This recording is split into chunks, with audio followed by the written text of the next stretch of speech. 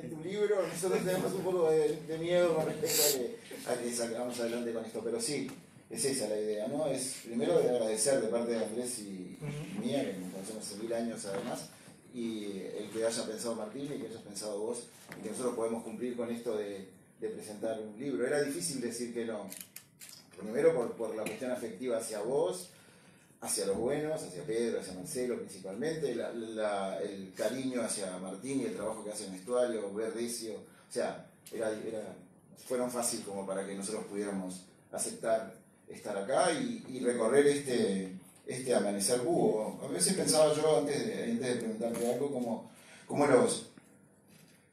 cómo explicar un disco en realidad, cuando un disco es, más allá de para Andrés, que es el principal, ¿cómo es?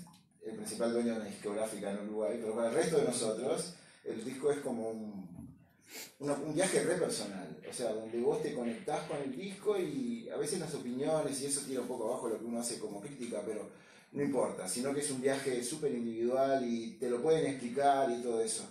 Y lo que me gustó del Amanecer Búho es eso, que es tu viaje con el disco, ¿no? Y cómo lo vas, no solo dándonos pistas de datos, o sea, cómo se grabó eso, qué hicieron eso, cómo Ackerman grabó una voz en el fondo de un pasillo, en el fondo en un baño, o ese tipo de cosas que están buenos, sino cómo te pegó a vos el disco, ¿no? Y hablas de paredes que se pintan, y hablas de un montón de cosas. Y eso me parece que es una de las riquezas de este libro, ¿no? El meternos en un tipo como Diego que sabe de discos un montón, ¿no? Nos conocimos en una disquería, en CD Warehouse, hace 1000 años, cuando los CDs tenían valor y galpones warehouse dedicados a ellos.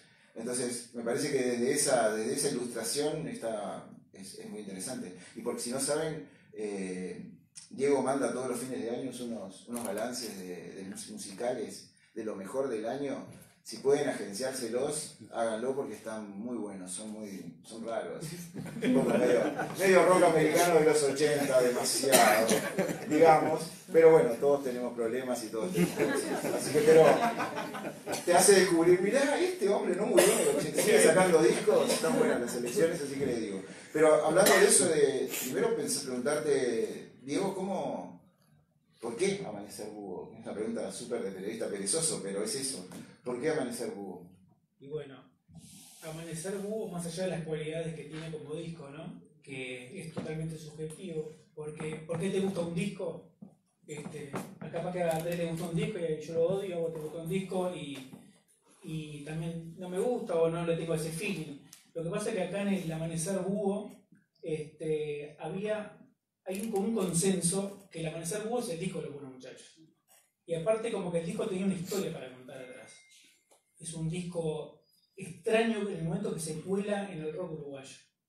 Porque eso es una banda que estaba en los tugurios prácticamente, tocando en Perdidos, y de golpe se encuentra en las radios, sonando en todos lados, o sea, y con una canción que es en inglés. El estribillo es en inglés. Cuando estaba todo el mundo inflamado con el rock uruguayo, la trampa, Trotsky, la vela, sale Pedro con Ginebra. O sea, no tenía nada que ver con lo imperante en ese momento. Y sin embargo el disco rompe esa brecha y empieza a sonar las radios.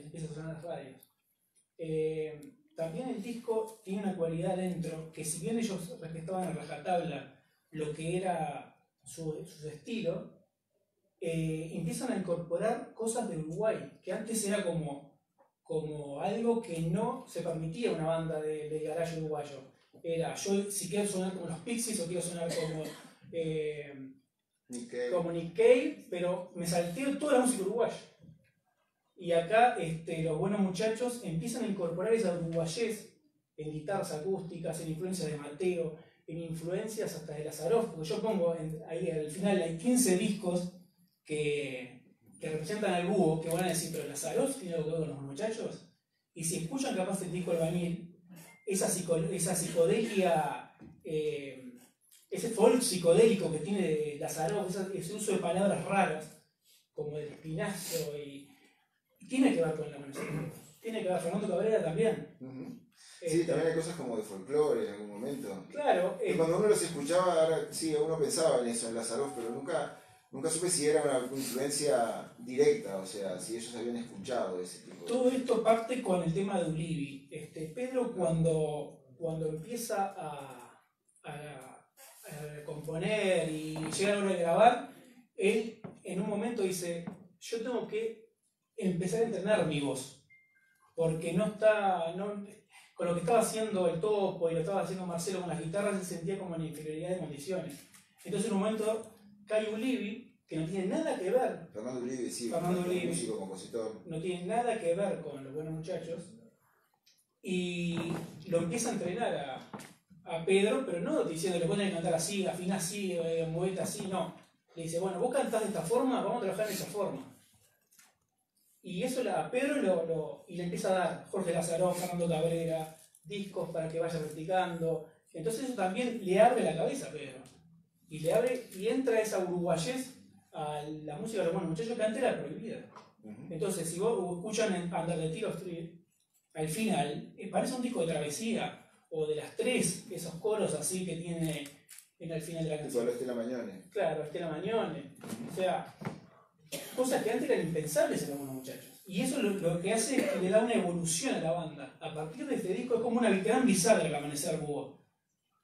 De ahí en adelante la banda cambia y se profesionaliza. Ya no es más vamos a hacer todo como salga. No, es una banda que tiene una ética de trabajo muy importante. Muy importante. Yo eso con lo que más me sorprendí. Cuando los entrevisté a Alejandro y a todos, yo pensaba que era todo improvisado en el escenario. Y no. O sea, los tipos trabajan, ensayan, hasta que queda bien y ahí lo traspasan al escenario. ¿Cuándo fue la primera vez que lo escuchaste el disco? Cuando salió. ¿En qué situación? ¿Qué recordás el impacto que te dio? Y me llamó la atención primero que había una canción como Ginebra, que nunca pensé que una banda uruguaya podía sonar tan bien, que una canción de rock and roll uruguaya podía sonar tan bien. Eso fue lo primero que me sorprendió. Después me sorprendió también ese aire uruguayo, como te decía recién, y esa cosa de tango que tiene, por ejemplo, una canción, y nos vamos jodiendo gratis, que si ustedes sacan la letra y la traspasan un tango, es totalmente rioplatense. O sea, estamos hablando Uruguay, tango, Buenos Muchachos. Eso me llamó todo eso la atención eso. Me llamó a mí que no sabía de vos esto, que habías visto ya la banda anterior del Topo, ¿no? A All Scotch. Claro.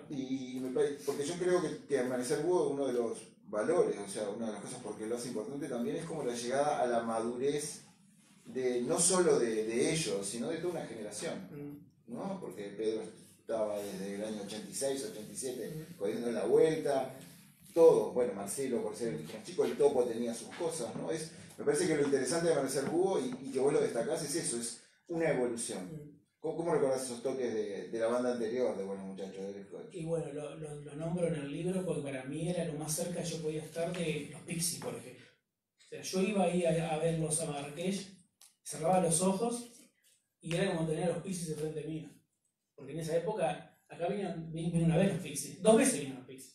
En esa época era imposible pensar que los Pixies iban a venir a Uruguay. Entonces, y de esperar a la All Scotch, bueno, te nombro a vos en el libro, por el famoso tema de los volcanos, famoso para nosotros, ¿no? Porque cuando vos lo pasabas ahí en Ruta 66, o sea, ¿eso qué es? ¿Qué año es eso? 48. ¿Qué era? ¿La RCA Víctor? Con ese disco de los volcanos, para mí fue, lo estaban tocando en vivo, yo qué sé quién eran los volcanos y no sé qué, pero para mí, el All Scotch era la mejor banda de rock and roll que había visto en la historia. Aparte yo tenía en esa época 16, 17 años. Y para mí el Scotch era la banda. Y después me enteré que eran Los Buenos Muchachos, que había una banda detrás de esto. Pero para mí mi primer amor fue el Scotch. Con esa cosa de rock and roll, de alcohol. 10 canciones tocadas así a 1000 por hora, todo distorsionado. Ahí fue donde arrancó mi amor con Los Buenos Muchachos. Pero vos ya escuchabas mucho rock de antes. Sí. ¿Cuál fue tu primer banda que llegaste? ¿Cómo te metiste en el rock?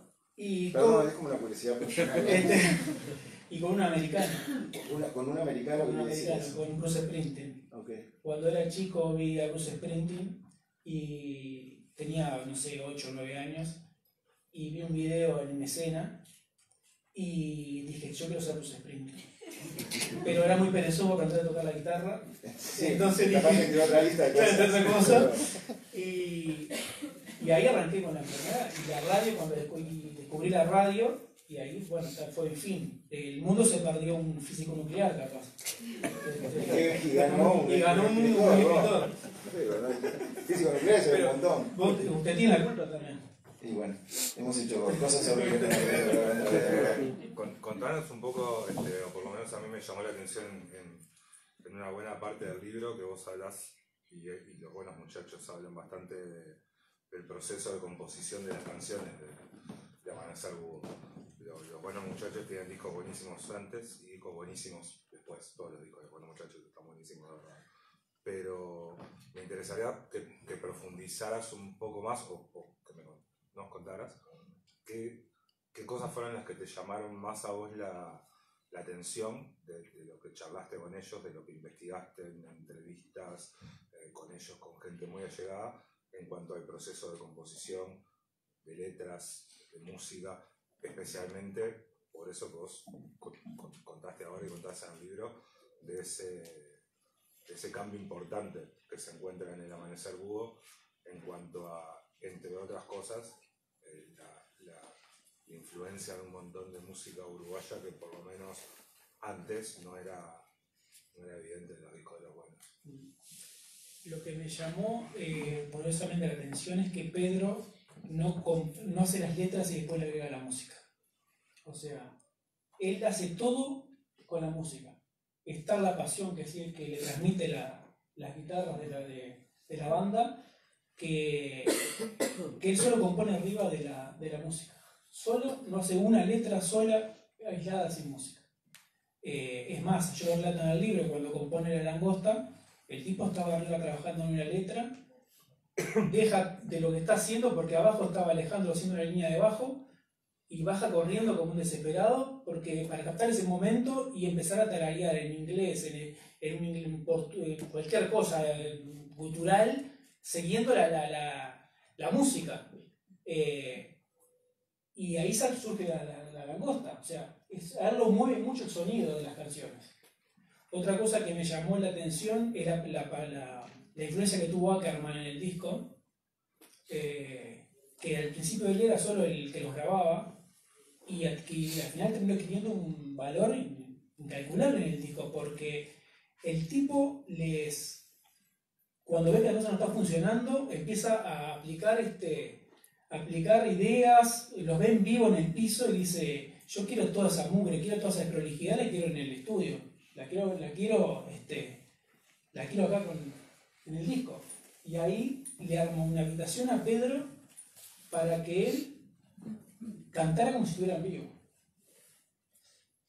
Eso sí que es lo que me llama la atención. Y respecto a